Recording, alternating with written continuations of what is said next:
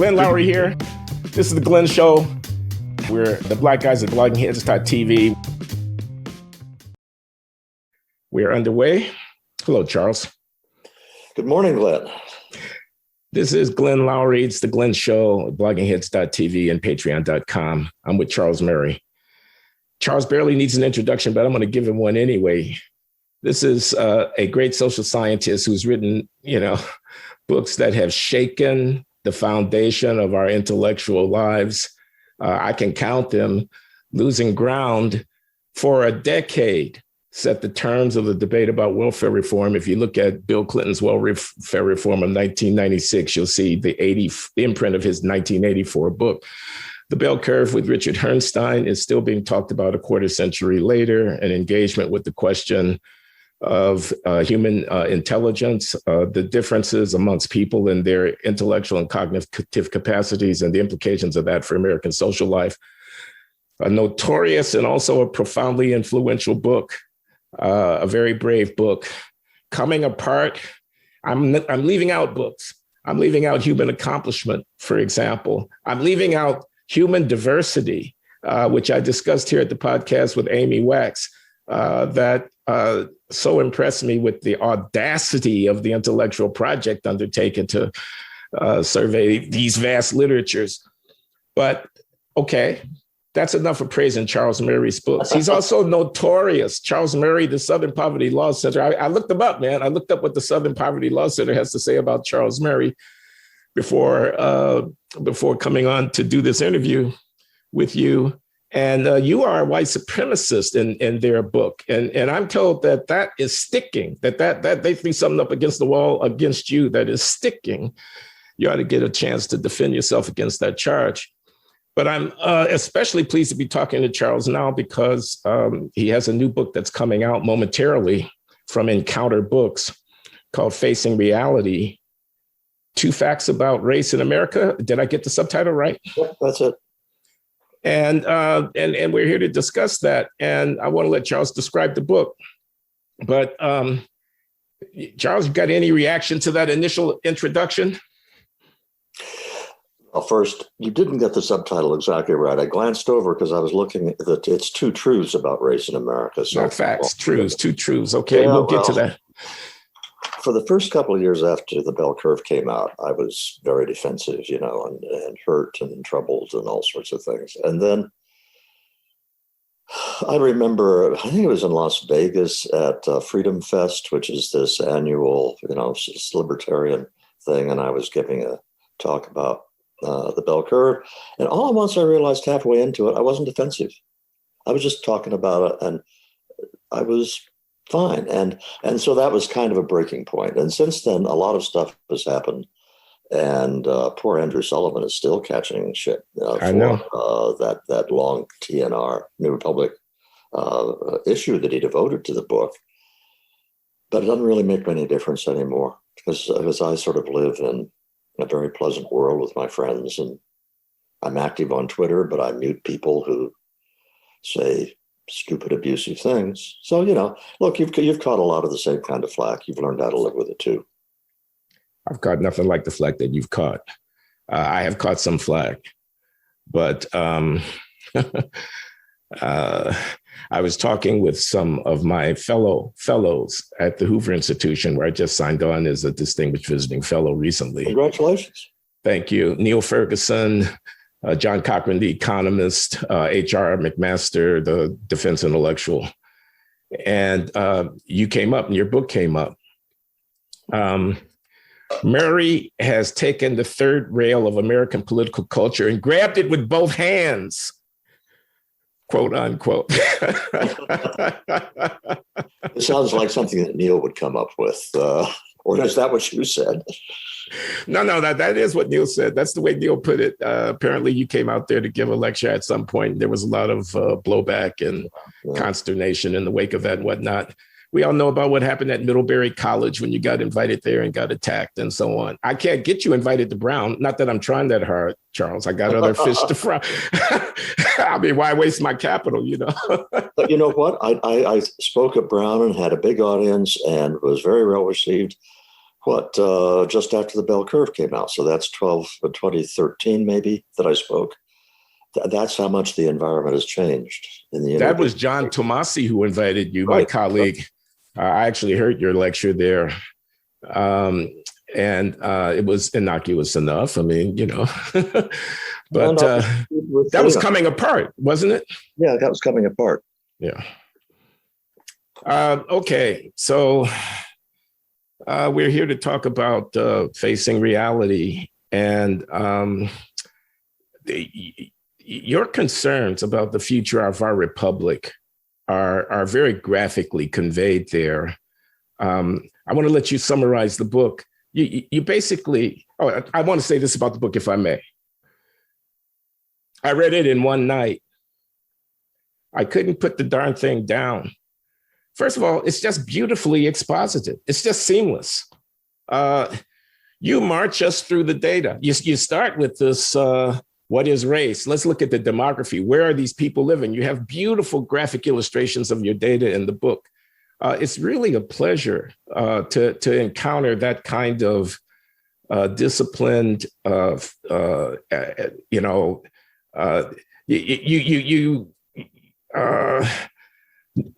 you finesse a lot of the technical stuff, and you make it so that just about anybody, truck driver, waitress at the cafe, anybody can read that book and come away with the information that you want them to have. And you march us through the facts on two issues. What are the racial differences in mental ability, cognitive ability, intelligence as measured by the tests that people take of mental ability? And you systematically survey the data on that. And you march us through the question of what are the differences between racial groups and commission of violent criminal offenses, homicide, rape, robbery, assault, for a set of cities that you can get your hands on the data for, and you march us through that. You say, these are facts. We had better face them, and here's why. And you can consume this review of the facts, as I say, in an afternoon, and then grapple with your situating of these facts. Why? Why is this important?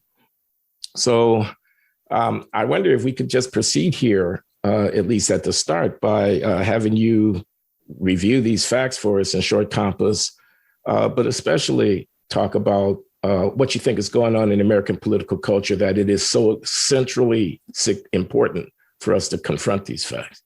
Let me start with that, because this book has a little evolution. Last summer, with the protests and the riots after the Minneapolis, and in other cities too, I was dismayed by the degree to which New York Times, Washington Post, NBC, CBS, you go through the whole list of media outlets, never once mentioned that when police go into a low-income Black neighborhood in a big city, they are entering a much more dangerous environment when they're out in a white suburb. Okay, that's simply the reality the cops face, and the behavior of cops is affected by the nature of the environment they're in. That's pretty basic stuff, which doesn't excuse videos that have gone viral of police shooting people walking away from them, that sort of thing. Doesn't excuse it at all. But I'm saying that if you're talking about what goes on in policing in the Black community, or the Latino community for that matter, you have to understand the environment the police are facing. And then you had the accusations of systemic racism.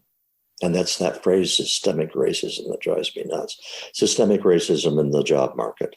So why is it that you don't have more senior management in the big corporations, especially the IT corporations, et cetera, et cetera?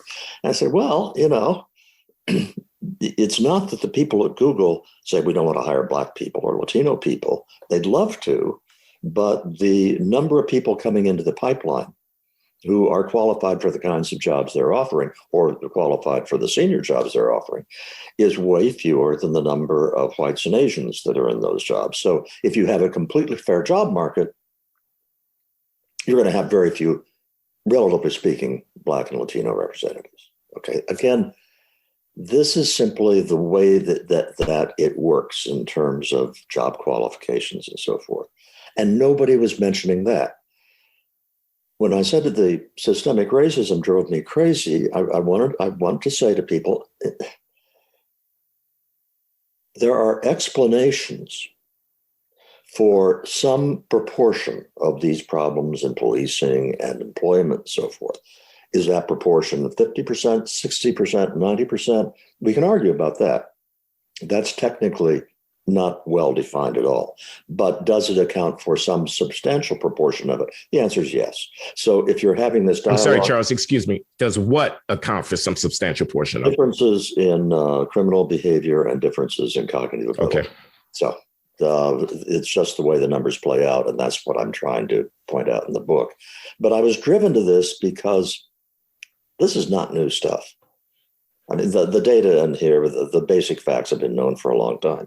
It is that, and this is what I want to talk about with you, we are in a wholly different situation now than either one of us has ever experienced before in our lives. At least that's my feeling. And the nature of the assault is not by liberals on conservatives. It is by the illiberal extremes on both the left and right assaulting the liberal project. And by the liberal project, I'm not using that term in its political sense. Sure. I'm talking about the Enlightenment project, reason, evidence. And one of the most important aspects of the liberal project, the willingness to accept that you may be wrong. And the belief that even though you have complications in understanding the data and understanding events, it is possible to explore them from different perspectives and come closer and closer in an iterative kind of way to the truth. That assault is coming from both sides of the spectrum. And if it succeeds, it will mean the end of America as we know it. And this goes to what I refer to as the American creed. Even though you're a relative child compared to me, you're 72 and I'm 78, you're old enough to remember when the American creed was a phrase that was in use. And people knew what you had in mind when you talked about it. And it's as simple as saying, it comes from the Declaration of Independence, that all men are created equal, that they are born with certain inalienable rights. But central to the American creed is that people are to be judged as individuals. You take the person that's in front of you for what that person is. And that's Martin Luther King's famous speech in the Lincoln Memorial. That's what he was demanding, rightly demanding. The assault, and I'll talk about the assault from the left, I'll focus on that without discounting the assault from the right. The assault from the left repudiates the American creed. How so? It says the state must treat people as groups because certain groups have been systemically discriminated against, systemically oppressed. Other groups have been systemically advantaged. And therefore, and it's the therefore that's the problem, the state must use its power to create equal outcomes to overcome systemic racism. The state must treat people as groups. And if you do that, then you have a very different kind of America than an America in which the ideal is, no, you deal with people as individuals. Okay, so that's why I wrote the book. So here's what I can imagine a rebuttal might begin with. Well, the historical record, the institutional consequences of that historical record are etched in the lives of people of color, marginal populations, can't be effectively addressed in a one-off, individually focused policy frame. We have to get at, quote, the root. Mass incarceration is not just a bunch of people being prosecuted for crimes that they've committed. It's also the consequence of a neglect of the value of Black life. We wouldn't have had a war on drugs as pernicious and punitive as it turned out to be if the people at the butt end of it hadn't been minorities. It's a reflection of blocked opportunity going back generations that then gets reflected in the development of the capacities of people, which is then being dealt with in a harsh way. It's the racism that is endemic in American life, they're going to say, requires a much more robust than colorblind content of character, not color of skin reaction. And the effort to adhere to individualistic framing of the problem is really avoidance. It's an avoidance of doing the hard work. Let's do the work. It's an avoidance of doing the hard work necessary to confront and reverse these systemic and deeply ingrained practices that marginalize people of color. And I guess this is the point at which I would say I'm perfectly happy to accept the reality of existing racism. What I want you to do, referring to my readers, is to accept the reality of certain things, facts on the ground. And the facts on the ground are that when it comes to policing, you do have differences, racial differences in violent crime, regardless of what the causes may be. With regard to people coming into the job market and the credentials they can present. No, I shouldn't use the word credentials because I hate credentialism. The abilities they can present, the skill sets they can present are different, whatever the causes of those differences may be. And so if you are going to make good public policy, you can't do it by asserting it's all racism. You can't do it by asserting none of it's racism. What you can do if you want to develop good policies is get a grip on how much of which is what, all right? So that this is going to sound way too social sciencey, but I'll say it anyway. In terms of what social scientists try to do, which is to take a variety of variables into account at the same time, you're trying to partition the explanation of what's going on. So suppose that you take into account the kinds of differences in distributions and means that I'm talking about with cognitive ability and crime. Suppose you take those into account, and you also introduce the facts about various outcomes for Blacks and Latinos, and then you explain a certain amount of it by those differences, but you have another chunk that you can't explain. Fine. Policies ought to be based on our best estimate of what's feeding these differences in outcomes.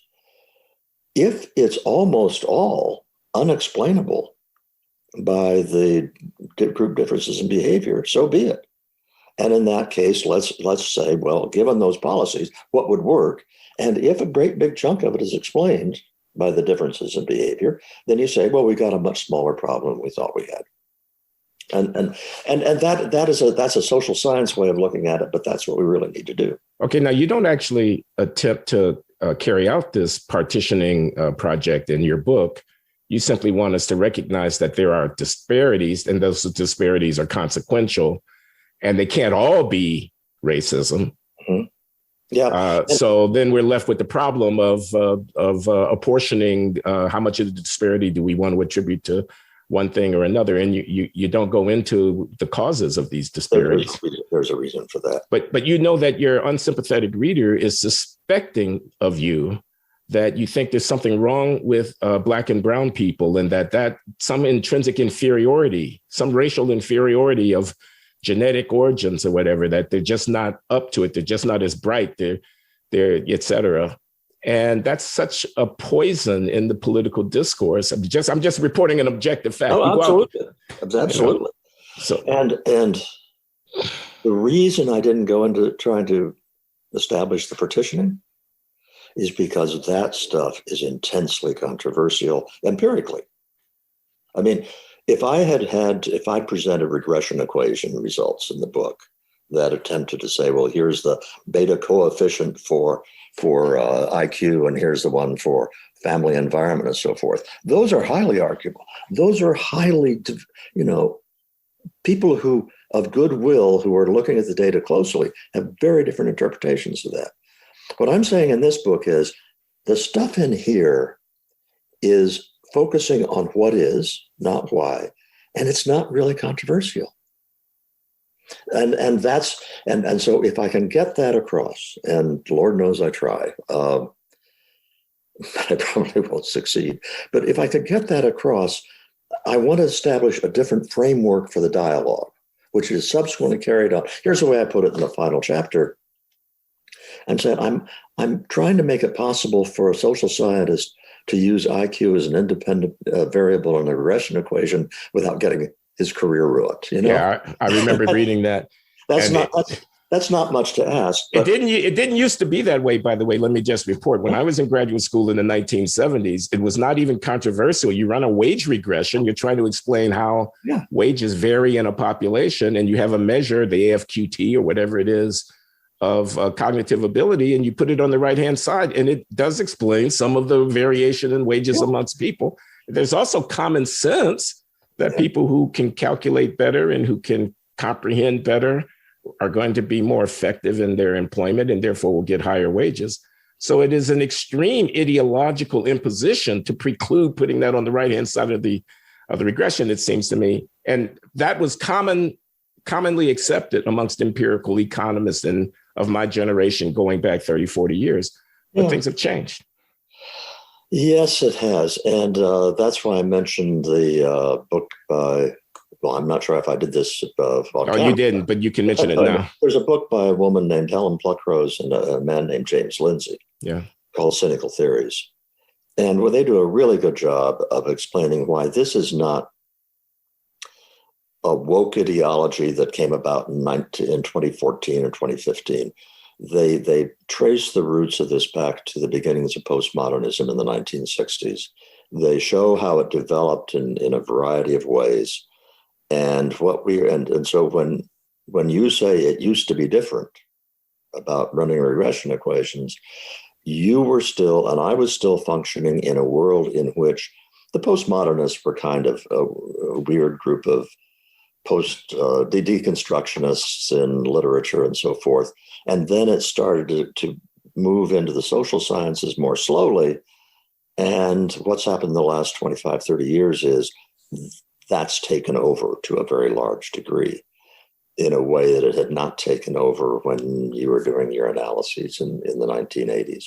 And unless you understand the breadth of this spread of this movement, I don't think you understand the danger we are in, because here's what's scary to me is that I thought that it was academics that were mostly the people engaged in this kind of thinking.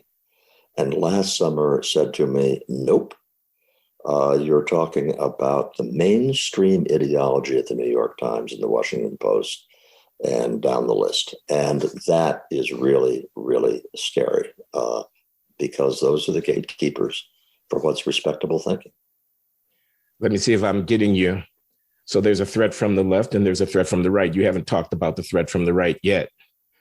The threat from the left around a kind of relativism that makes racially equal outcomes the god of their attention, and then looks away from facts and kind of anti-rational and things like, I can't explain differences amongst individuals and their earnings in the labor market by reference to, amongst other things, differences in their cognitive ability. Give an example of that. But what is the threat from the right? This is where disaster is looming the closest. And I'm going to give a somewhat different take on it than probably other people have, but I'm not really worried about the white supremacists and the white nationalists. I think they're a very small component of the right. I'll tell you who I'm worried about. I'm worried about all of the working class and middle class whites who have had it beaten into their, they can't turn on the TV without yet another reference to the fact that they are bad people, that they have white privilege, that they have been the cause of blacks' problems and the problems of people of color in general, and that they had better do their ways or else.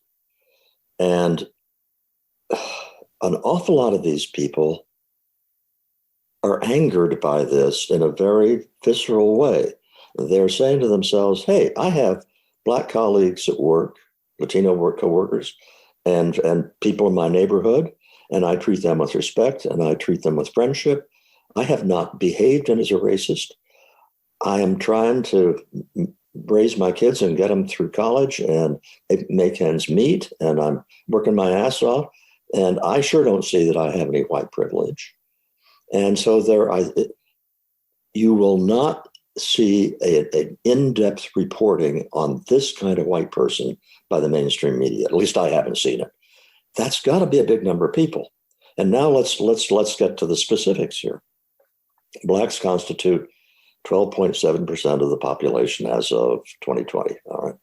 Latinos are at about 18% of the population. And let's face it, an awful lot of the energy for the progressive critical race theory is coming from blacks specifically. So now you got 13% of the population there. Non-Latino whites still constitute 60% of the population. That's way down from 30, 40 years ago, but it's still 60%. What is the proportion of that 60% who are really, really getting pissed? What is the proportion of them who are, and here's where the danger is, Glenn, are starting to say to themselves, well, guess what? I'm an identity too. And you want to play identity politics? Okay, we can go with that playbook. And if you get a substantial proportion of whites who not just voted for Donald Trump, you can have voted for Donald Trump for all sorts of reasons that doesn't make you far right. But no, it's no longer that. It's no longer political in the sense it was before. It's a much more racially grounded fight than it was before. Now, do I know for a fact that you have this phenomenon going on? I can point to indicators. But how much of that is the result of the last couple of years, and how much of that has been growing because of white middle class and working class anger at the elites that goes back to the 1990s? I don't know about that. I'm saying that if whites start to play identity politics, then basically we're facing some kind of disaster. I don't know how it's going to play out. What are the indicators that you could point to? The mask thing. Why should it be that what ordinarily would be a very simple question of this is what you do when you got a public health problem, and here's the evidence on masks, and should we do it or should we not? There would still be some disagreement. It wouldn't have broken as dramatically as it did red state, blue state. And it really did break dramatically in terms of red state, blue state. The whole anger on the right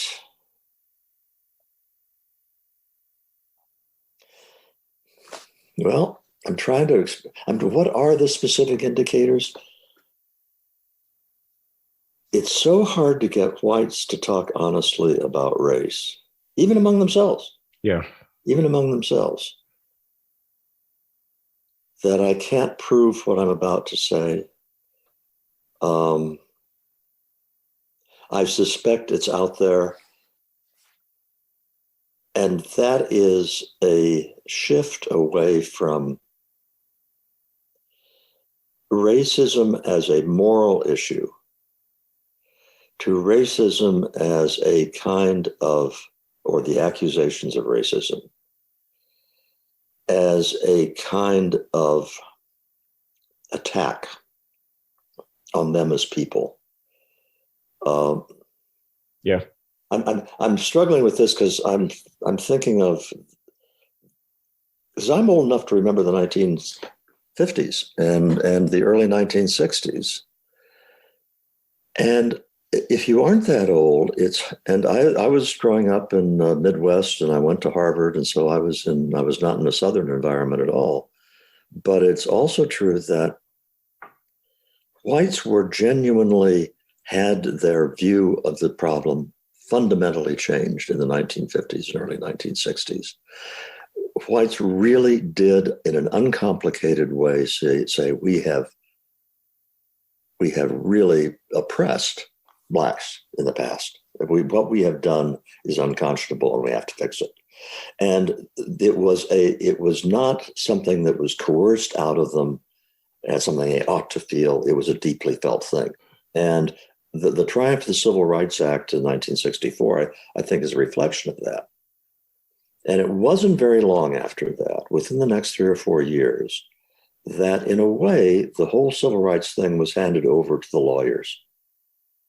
So it was no longer, if you're an employer, it was no longer, we never even bothered to interview blacks before. Come on, we've got to reach out and find blacks who want these jobs and interview them and hire them if we can. It changed from that to, if we don't have enough blacks, the EEOC is going to be coming down on us. And or do we have enough to be safe?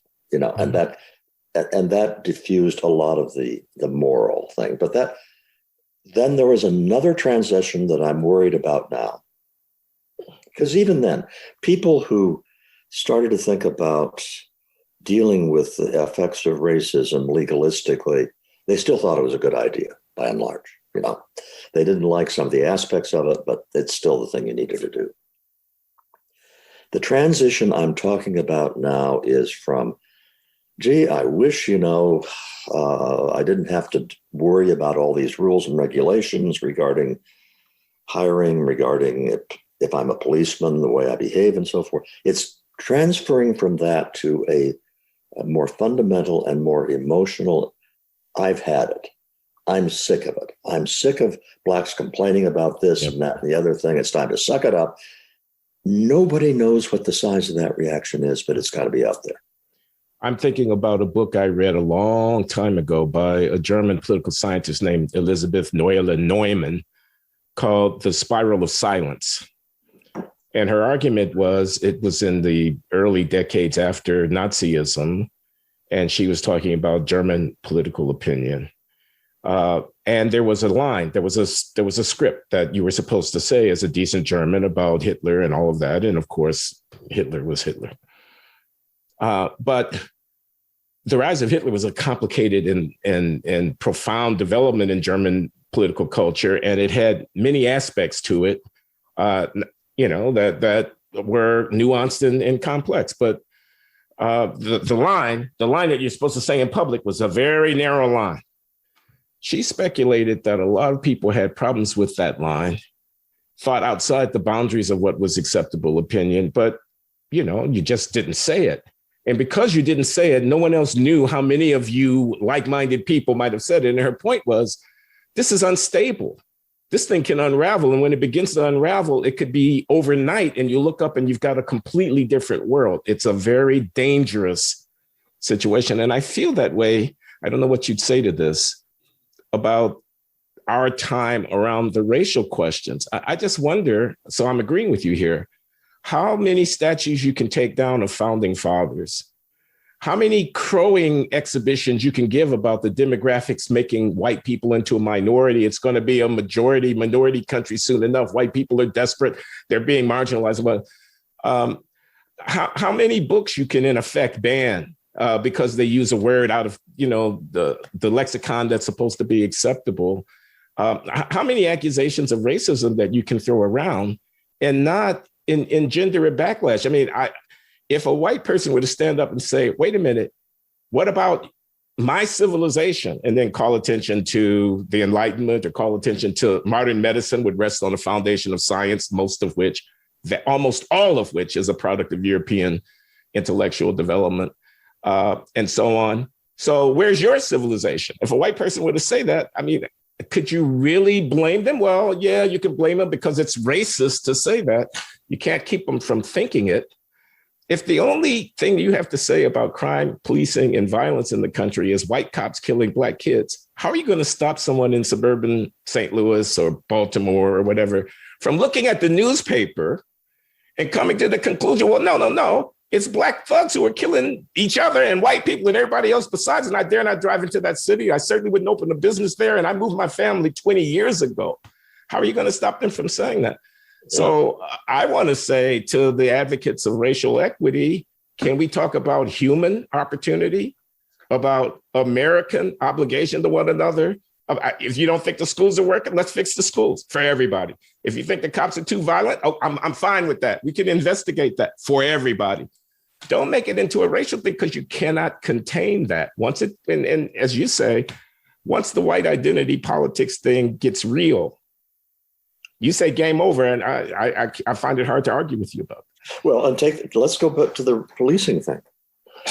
Am I in favor of major reforms of what's happened to the police in the United States over the last 30 years? I sure am. I think they become militarized. I think, well, I could go through a whole list of things, which I think that profound reform of policing needs to be done.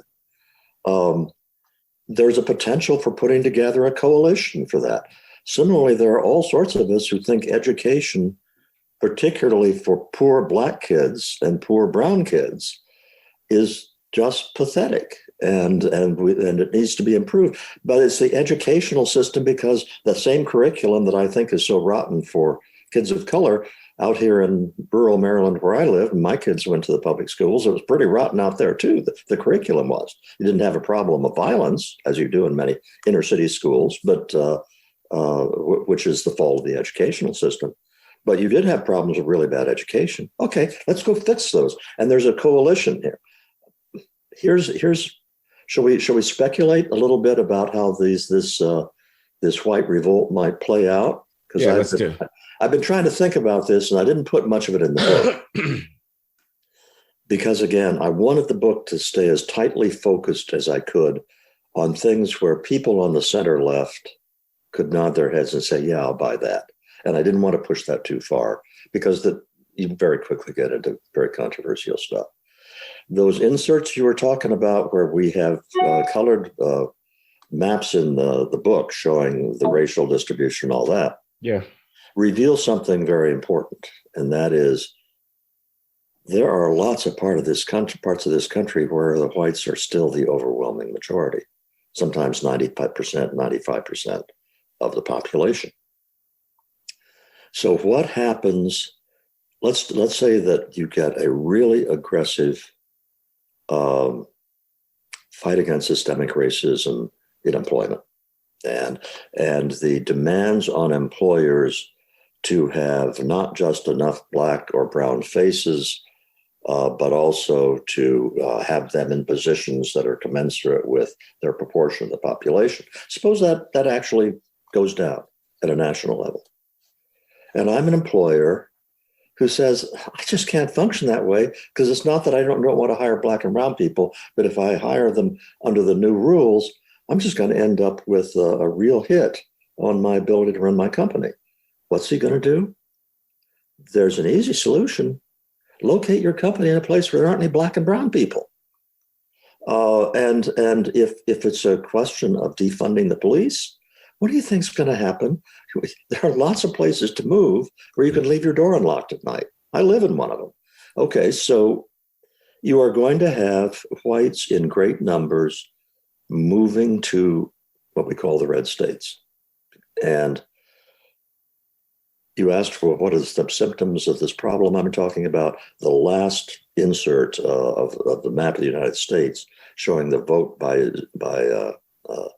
counties. The coincidence between the racial breakdowns and the voting breakdowns are really striking. So you have large parts of the country that we talk about, red states and so forth, where you're going to have lots of people saying, I think that's where I want to live. This is coming apart on steroids. On steroids. And then we say, then you have federal agents coming into North Dakota, let's say, and they are trying to implement a whole bunch of new, more stringent regulations. Let's say they don't even have anything to do with race. Let's say that's the EPA or something. And so the people in North Dakota, who the EPA depends on to enforce their edicts, say, well, we'll get around to it when we can. Or maybe the governor of North Dakota, I'm just picking North Dakota, not because I have any special knowledge. The governor of North Dakota says, we're going to be like Colorado was with marijuana. we're not going to enforce a set of laws. What are you going to do about it? And if that were to happen, in just one or two localities, doesn't have to be a state, can even be cities, how long do you think it would be before that had a cascading effect? Now, I'm spinning out a scenario. Don't make me defend it, but I'll tell you what. Well, I'm thinking about sanctuary cities as you spin out your scenario, because on the other side of the spectrum, that is already happening. Exactly.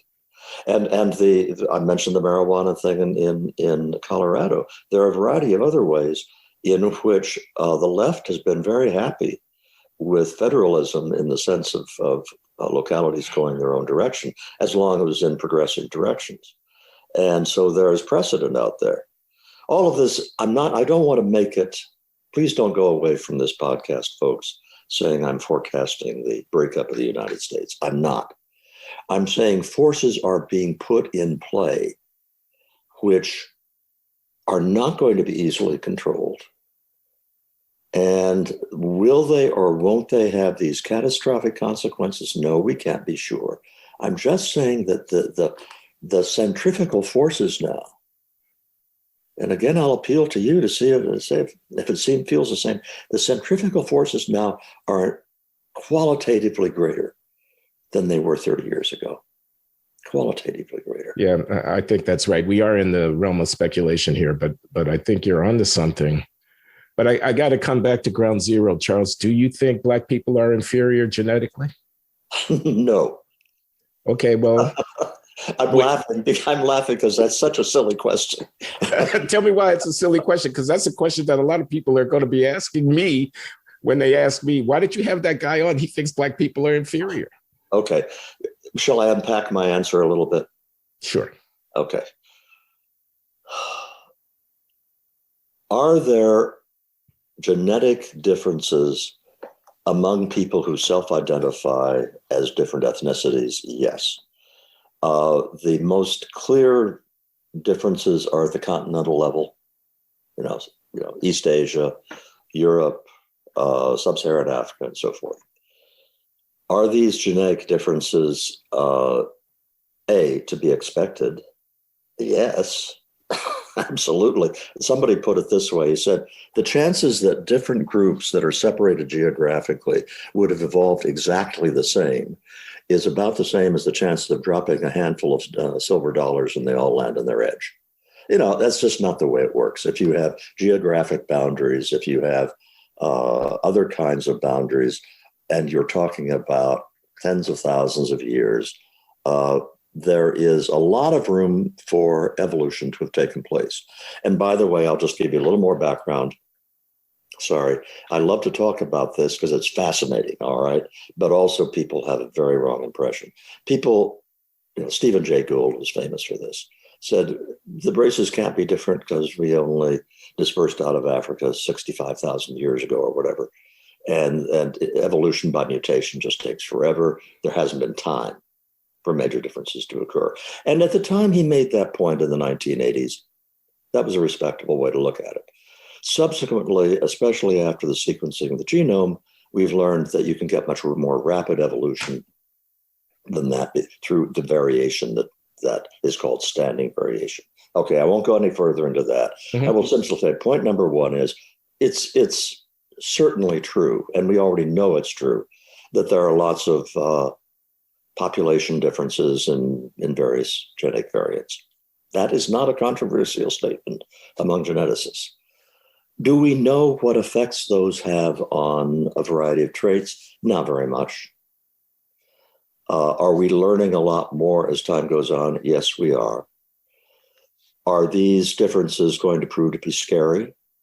No, they won't. There will be differences. They will be usually moderate or modest, and they all involve overlapping distributions. And this, Glenn, I swear, I am amazed by how otherwise intelligent people have such a hard time grasping the concept of overlapping distributions, which is to say you've got two bell curves, to coin a phrase, and they overlap. Millions of blacks are smarter than millions of whites, despite the existing difference in cognitive scores. And by the way, millions of whites are better coordinated than millions of blacks, despite the black dominance in major sports. So yes, you have differences between groups. They do not determine your fate. They don't lend themselves to superiority, inferiority, because they're bundles. If you think of the bundle of characteristics you have, you know of a whole bunch of things about you personally that are above average and below average and somewhere near the average, whether we are talking about beauty or charm or industriousness or whatever they are. You have this very complicated set of attributes. And the idea of saying you can say one of these set of attributes is superior and the other is inferior is just an abuse of the language. Okay, let me stop you because there's a lot on the table. I want to try to summarize. So we're talking about populations, not about individuals. Right. The claim that populations which have descended from ancestors who were isolated from one another for long periods of time could have distributions of genetically determined traits that are different from one another is an uncontroversial, almost self-evident claim. Mm-hmm. That needn't be a big deal. Right. It certainly needn't be saying that any population is inferior, because there's not one trait. There's a lot of different kinds of traits which are differently distributed between these population groups, and they will manifest with different dimensions of human performance, because human performance isn't one thing. So far, so good.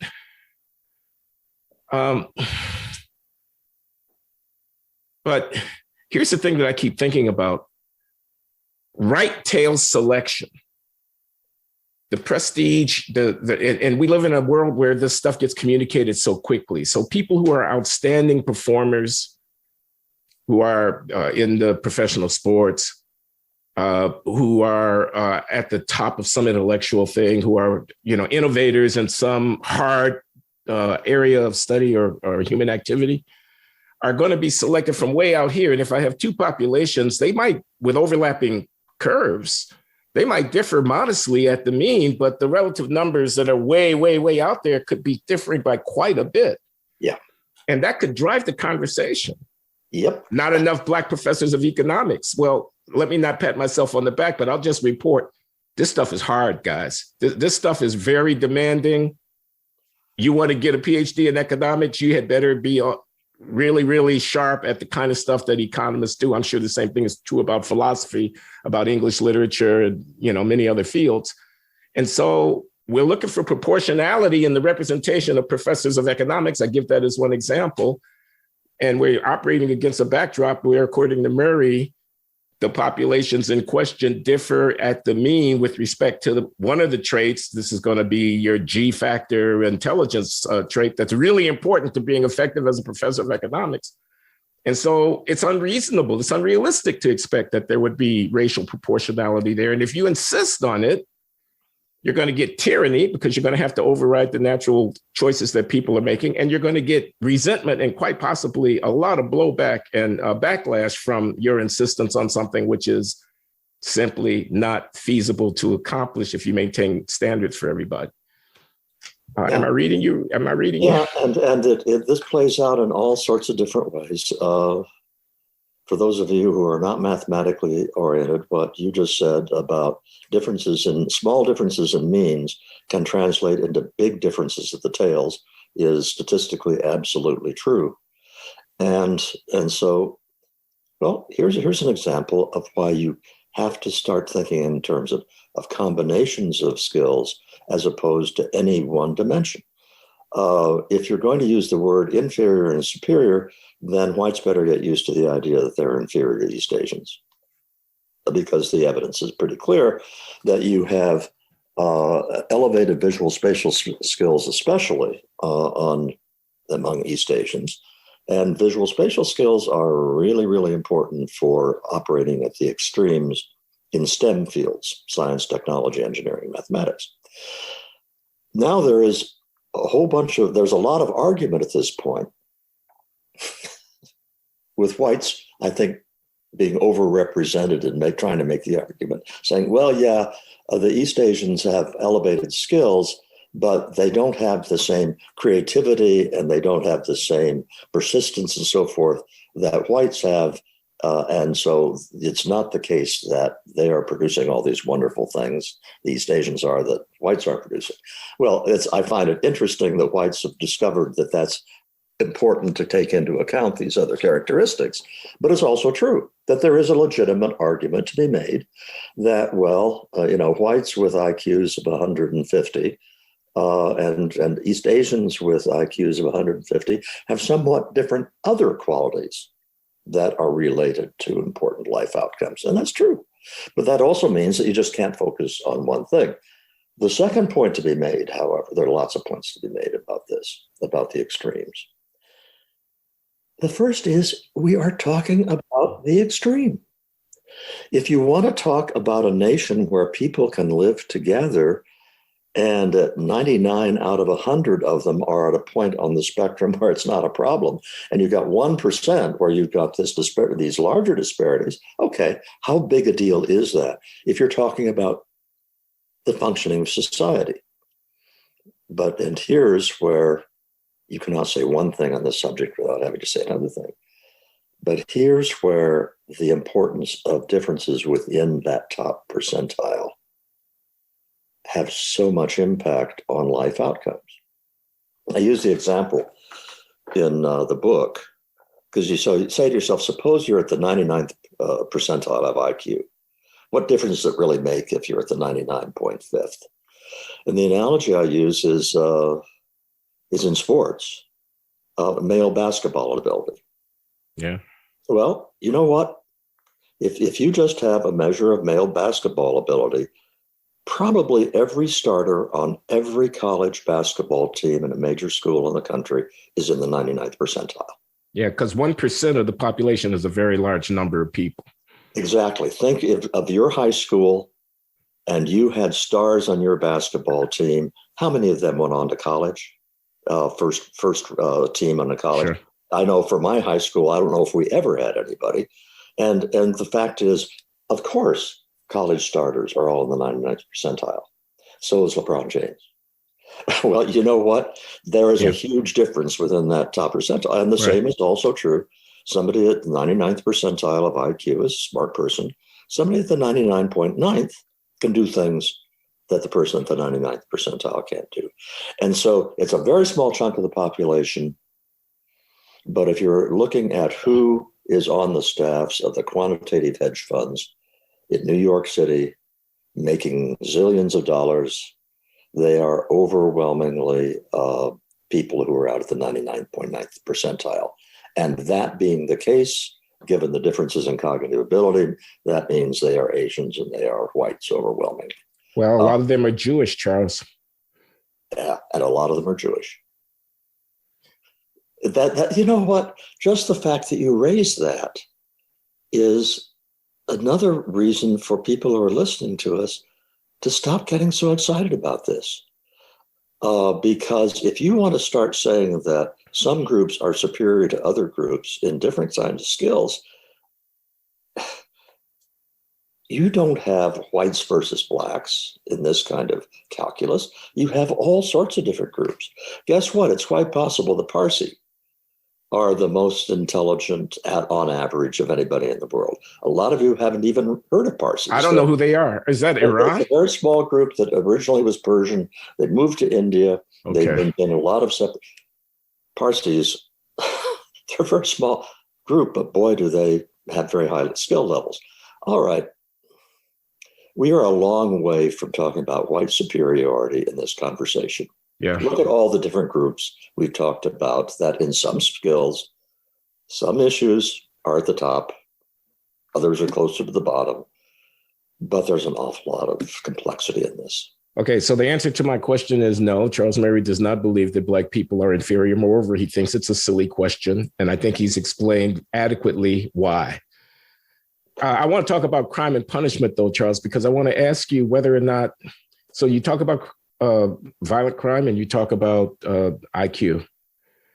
And you go to saying about IQ, well, people are going to get into jobs. Some jobs are very intensive in terms of IQ demands. And if you insist on proportionality, you're going to have a problem, given that the groups are different at the average. What about crime? The differences that I saw in your book, you have this thing, and thank you for the care with which you approach the question.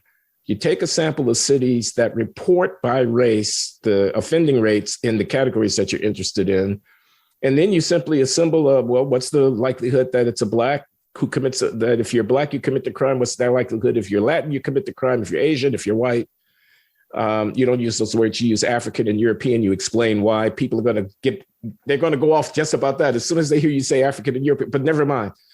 And then you take the ratio of the proclivity of a person if they're African descendant and the proclivity of a person if they're European descendant to be reported as having offended in this way. And those numbers are huge. I know they are. Those numbers are 10 to 1, 15 to 1, 20 to 1. And you say that can't be inconsequential. And what I want to ask you is, to the person who comes along and says, well, okay, those numbers are what they are, but, poverty, segregation, et cetera. Say, don't tell me it's genetic. Don't tell me that people are born criminal. That's a racist thing for someone to say. And I want to know how you respond to that. The book is about what is, not why. And with crime, I don't think anyone doubts that poverty plays a role, that childhood disadvantage plays a role. Guess what? Among whites, crime is concentrated in the white lower class. So is there an environmental component to that? Absolutely. Is there a genetic component? I don't know. I don't care in this regard. If I am a Black parent in a Black inner city trying to raise my children, I am living in an environment which is more dangerous for my kids, much more dangerous, than the environment of the white parent with kids out in a suburb. Way more dangerous. It doesn't make any difference why it's more dangerous. The fact it is more dangerous. And therefore, if we are concerned about the Black parent, we also need to be concerned about having public policy that does its best to keep that Black parent and his or her children safe. The public policy implications of a high crime neighborhood have zero to do with the causes of the difference. Well, I'll amend that statement. If it were the case that we knew that providing money would solve the problem, if we had case studies in the past to say it's poverty, and guess what? When you have places where you provided poor people with way more resources and they aren't poor anymore, the crime has gone way down, then public policy, then the cause would be important, right? But Glenn, we have been trying since 1965 all sorts of massive efforts to deal with those kinds of causes, and they have not produced the effects that everyone hoped for. If that's the case, then at this point, the Black parent and the Black child is saying, I want good policing, good, effective policing. And then we can talk about what good, effective policing is. But that's where we make our changes. I've come full circle. Earlier on, you were saying you solve the problems of policing, you solve the problems of education. And that's what I'm saying has to be at the top of the priority list, given the differences in crime rates. Did you ever see my friend, the late Mark Kleiman's book, When Brute Force Fails? It's about 15 years old, out of Princeton University Press. Mark was a public policy professor at Harvard and at UCLA. Bottom line, though, and he finished his career at NYU, he says, get the lead out of the environment. Heavy metal affects neurological development earlier. He says, send nurses home with indigent mothers from the hospital with their infants so that they get schooled about how to take care of this kid during these formative period. He says, change the hours that school starts. Don't have it be 8 a.m. to 2 p.m. Have it be 10 a.m. to 4 p.m. or 6 p.m. So that kids are not free roaming the streets with nothing to do for hours of daylight time after school is over. And he's got a gazillion little small bore. But when you add them all up, he says, look, we could have less crime and less punishment if we were smart about how we administered incentives matter. He recognizes that. He says the studies show that you can make the sentence as long as you want to, but if you don't increase the likelihood and the quickness with which the punishment is administered, you're not going to impact on their behavior. Shorter sentences, but more swift and certain application of them, et cetera. These are all, it seems to me, at least, things worthy of taking on board if one's trying to do something about crime. And by the way, you would take them on board regardless of the racial composition of the population. Exactly. And I was nodding my head as you went through a bunch of those things because they sound like ideas that I don't know if they're going to work, but I think that they're good ideas. And some of them I emphatically agree with. I mean, the evidence on the importance of swift and certain punishment as opposed to long punishment is overwhelming. But I could nod my head. It had nothing to do with race. You ought to be sending nurses home with indigent white mothers as well as indigent black mothers. You ought to be changing the school schedule for everybody. Yeah. So you solve the problems as best you can, and systemic racism should not be the framework through which you decide what good public policy should be. But you're skeptical about the effectiveness of intervention, especially on the cognitive side. I mean, I've been saying this, I wonder what you'd say in reaction. I've been saying about affirmative action, and you and I agree about affirmative action today. We didn't agree in 1995, but we agree today. I was against it before I was for it, before I was against it, kind of thing like that. But I've been saying, look, it's no surprise that you've got a relatively low number of Blacks in a lot of different pursuits because we haven't developed fully our human potential because history hasn't dealt us a very good hand. What affirmative action ends up being is a cover for the consequences of that history and the lack of that development. We've got plenty of time here. We don't have to try to get to parity overnight. Let's focus on development. Let's keep the standards comparable for everybody and have faith that in the fullness of time, Black people will measure up to the standards. Don't lower the standards for us in deference to our history. Recognize that the history and the bad hand that we've been dealt has left us less fully developed than we might have been for a variety of reasons we could go into, and address that. That would be the long-term solution. This thing that we're well into now, we've been doing this for 40, 50 years, affirmative action. This thing that we're into now is a formula for disaster because it creates all these venues like the Georgetown Law Center. I'm sure you saw the story out of Georgetown, yeah, where you select with different criteria and then you get different performance after the fact. And then you turn your head away from it or you cover it up or whatever. There's resentment, there's shame, there's anger, there's lying and whatnot. Let's address the development problem. But if I read Charles Murray correctly, he doesn't have much confidence that there's anything one could do that would have the effect of, over the long term, enhancing that development, at least on the cognitive side. And I think that's one reason why a lot of people are so, unhappy with you, that kind of pessimism. I'll give you a couple of things I think could make a difference, but I don't know how you bring them about. One thing is change Black culture so that Black kids are not punished in school for acting white, particularly in schools that are in virtually all Black. That, as far as I am told, and I've had a little personal observation of it, but mostly it's through the literature, is prevalent. And it starts from a very early time that you are discouraged from studying hard and taking the books home and having your nose in a book and all that because you're acting white. It would be really great if that cultural norm changed. I think that would have an effect. And if, for that matter, our mutual friend John McWhorter he told this story and I hadn't heard it before. I'd read it someplace that when he was a kid, he didn't try very hard in school because he knew he didn't have to. He knew that he was going to get into a good college because he was really smart and he could coast along.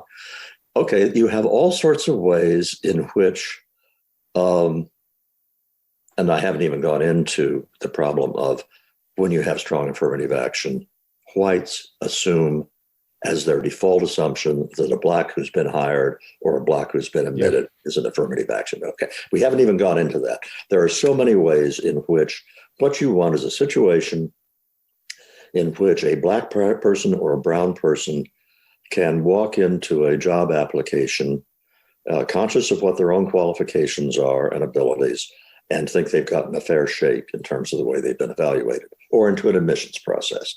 And if they can be confident that they've gotten a fair shake, I think an awful lot of the need for affirmative action goes away, because that's really what you want. What you want is the sense, what I want, what you want is a sense that the world is giving you a fair shake. Not the whole world, but me personally, when I'm applying to school, me personally, when I'm applying for a job or doing anything else in life, and that people are not holding me back because of the color of my skin. And once you've done that, you've achieved the American ideal. If you want to say it's hard to achieve that American ideal, if you want to say we failed for a long time in many ways, no argument, but it's the right ideal. But you didn't address my question about development and racial differences in cognitive ability and futility of intervention.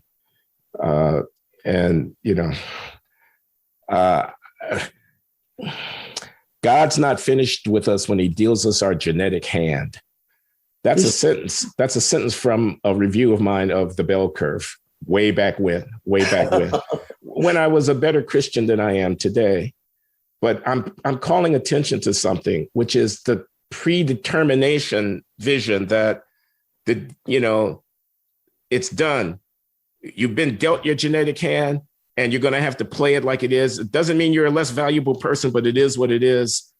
And this is a statement of faith, not of science. Believing the capacities of African Americans to do stuff if we, and I'm now talking about Black people, not about society, determine we're going to do what you said about culture and emphasize the values associated with achievement and success. We're going to attend to our domestic life and take up the responsibilities of raising our children more effectively than we have done because our families are in disarray. We're going to affirm our citizenship in this great republic, and instead of throwing away an enormous inheritance of civic value in terms of being free people and the most powerful and most successful democratic experiment in the history of the world. Things of this kind. We can make a difference if we determine that we will make a difference. Don't try to talk me out of that, Charles. I'm not going to try to talk you out of that. And I would say that Dick Hernstein wouldn't try to talk you out of it either. They're in the complex, incredibly complex mix of stuff that makes us who we are.